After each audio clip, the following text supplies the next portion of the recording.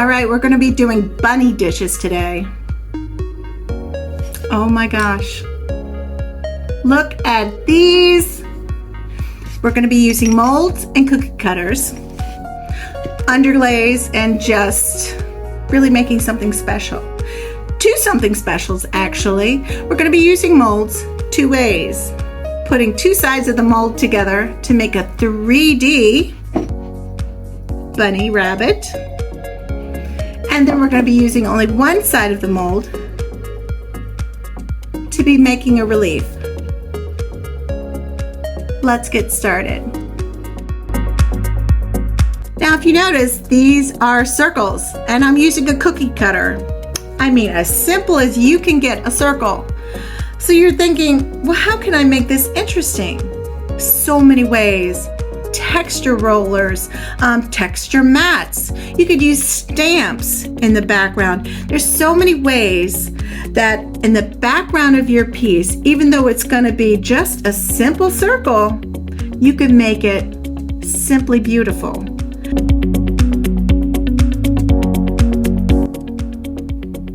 I was going to say something here about using these bisque pieces to firm up this these dishes, but I just can't concentrate.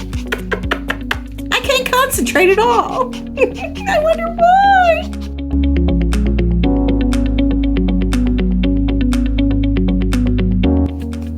Let's talk about getting a really good impression using our molds. Now, when you go approach a mold, I want to make sure that your clay is ready to be pushed in. And when I say ready, I mean clean and free of all debris. No dry clay, no dirt, no hair, nothing. It's as good as if you were going to make a slab itself. Also, you want to make sure that it's smooth. No creases, no folds. Just make it nice. And when you press it in, the only image you're going to get back is the image you want. No folds, no creases, no hair, no dirt. Good tip.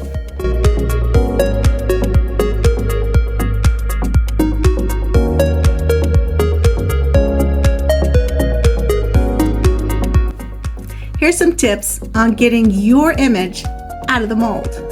A good way is patience. Just take your time. Either plaster or a bisque item will release your clay if given enough time. And then you can sort of pull it out. Another way is to take a piece of softer, a little wetter clay, go to the back of it towards the clay and push it on the clay, pull up. Push it on the clay and pull up. You'll see I do it here. That will usually pull it up as well. So try those ways. And if all else fails, take your thumb against the edge and just rub it. That works for me as well. All right.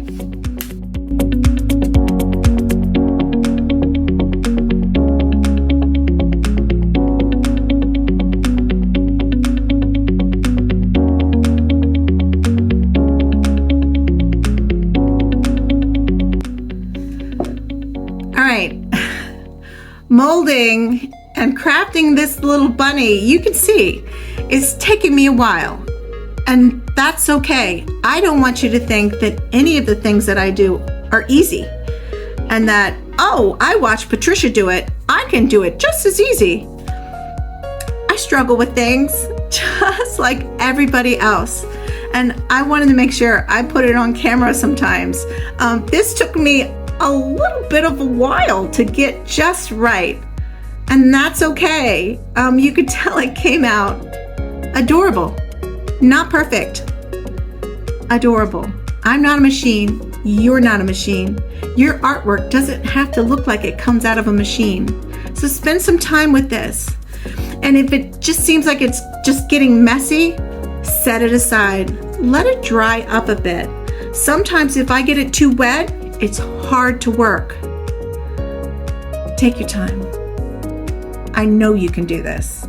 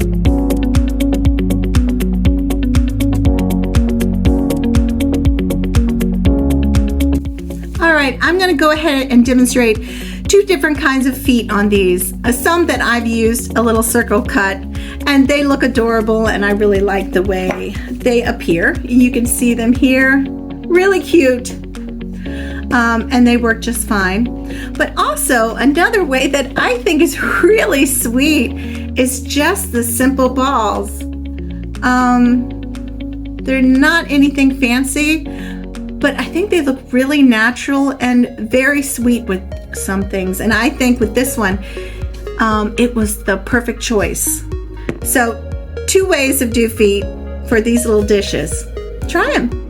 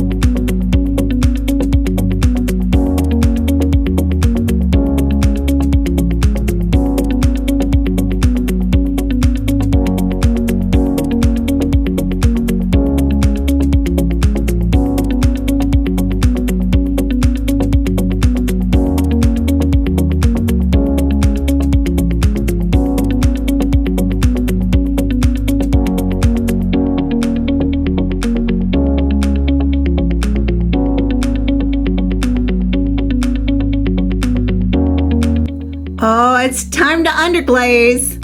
Now I'm gonna go crazy on these.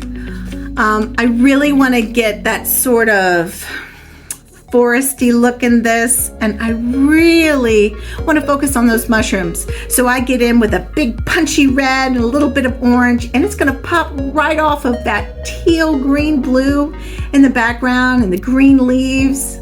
And if you notice, there's a light lilac or purple wash over the white rabbit. I just wanted to sort of have that pop a little different, and it really gave a nice shadow in the edges, so I really like that. Now on my other bunny, I've done this before. You've seen it in other videos of mine where I do the little green and the blue, just really quick strokes, and then I go back and I do my slip trailing, and it's really nice. It looks so sweet, and I thought it perfectly went with this little 3D bunny.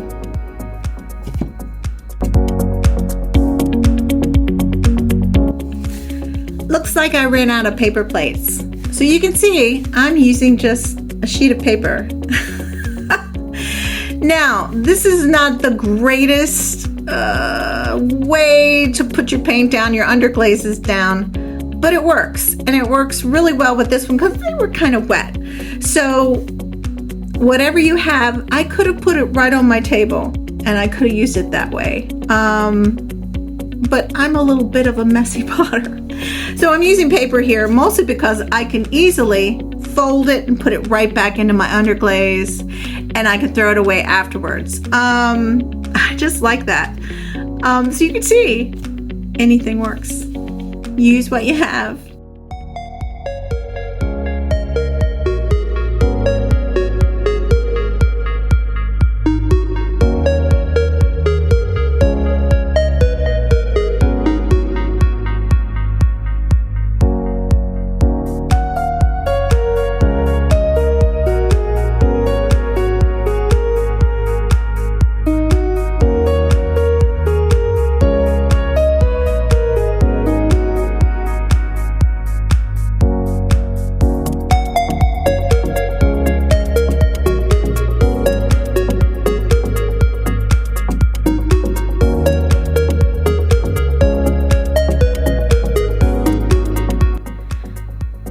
tip on painting. When I go to paint this, I do the background first. There's a very good reason why I do that with these. Once I put that background in, I can go over it easily with, say, the leaf. It can accidentally go over a little bit or not, and you're not going to notice it as much. On the red, if that blue went over top the red, I'd be in a little bit of trouble. I'd have to scrape it away. So I like to do the background first, without, as much as I can getting right up to the images. So that will take a little while longer, but that way when I do the foreground, the mushrooms and the leaves, they're sitting on top, so they can go over top of a bit of a messier background. Might help.